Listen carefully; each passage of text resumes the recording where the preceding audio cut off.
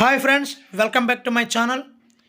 ఇప్పుడు సాంకేతిక పరిజ్ఞానం పెరుగుతున్న ఈ క్రమంలో ఏది నిజమో ఏది అబద్ధమో తెలుసుకోవాల్సిన అగత్యం కూడా ఏర్పడుతుంది. మరి అలాంటి కోవలకు వచ్చింది ఈ వార్త కూడా.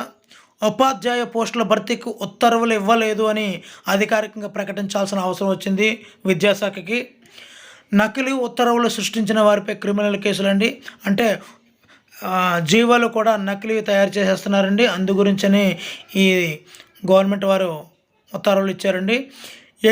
ఇక్కడ వార్త చూద్దామండి. ఎయిడెడ్ విద్యా సంస్థల్లో ఉపాధ్యాయ పోస్టుల భర్తీ అంటూ సామాజిక మాధ్యమంలో విస్తృతంగా ప్రచారంలో ఉన్నటువంటి ఉత్తర్వులు నకిలీవని, ఇటువంటి ఉత్తర్వులు ఏపీ ప్రభుత్వం జారీ చేయలేదని పాఠశాల విద్యాశాఖ కమిషనర్ సురేష్ కుమార్ శుక్రవారం ఒక ప్రకటనలో తెలిపారు.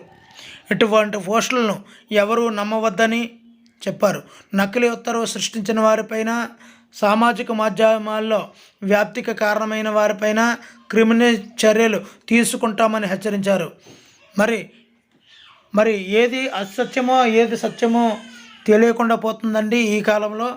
మరి మన ఛానల్లో ఎటువంటి పరిస్థితుల్లోనూ 100% జెన్యూన్ అండ్ ఫ్రాంక్గా ఉన్నటువంటి 100% ప్యూరిటీ ఉన్నటువంటి వార్తలను మాత్రమే మనం ప్రచారం చేస్తాము. దయచేసి మరి ఇటువంటి ఈ వీడియో నచ్చినట్లయితే లైక్ చేయండి.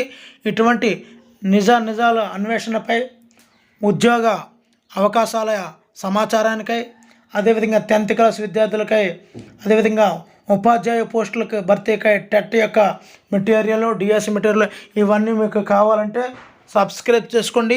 Thank you for watching. Please subscribe my channel. Me Hari signing out.